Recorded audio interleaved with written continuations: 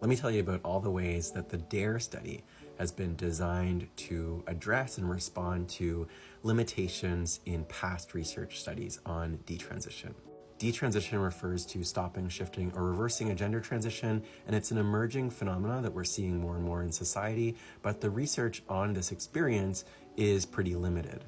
The DARE study is in active recruitment right now, and it's been designed to be inclusive of a broad range of gender diverse experiences, including detrans, non-binary, and trans people. A lot of the research studies that have been published to date looking at detransition have excluded individuals who may have this lived experience. On TikTok, the study that is cited the most to talk about detransition relies on the 2015 USTS study, which was a study that examined American people who identify as trans and gender diverse.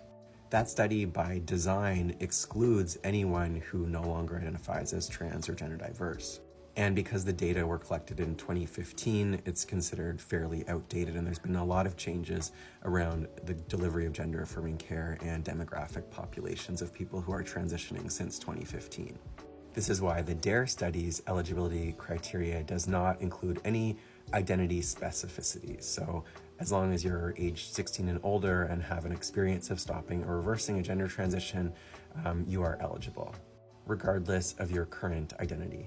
Many of the other studies on detransition or discontinuation rely on clinical data, such as gender clinic data. And this is not the best way to study detransition, primarily because so many people don't return to the same clinician or clinic and inform them about having stopped their transition or detransitioning. That's in part because for many people, there can be a feeling of shame or there's a lot of stigma around detransitioning.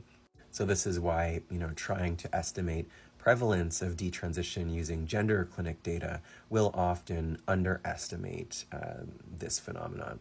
This is why the DARE study uses community-engaged and internet-based sampling. We'll be able to reach people who are no longer attached to gender clinics. And another really big strength of the DARE study is that we are collecting data from people living in the United States and Canada.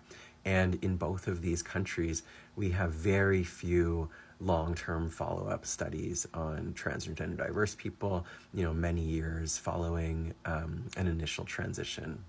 Of the responses that we already have, we're seeing a lot of people who transitioned socially and or medically in the last 5, 10, 20 years. And so understanding, how people are doing this far into transitioning is really, really important to improve knowledge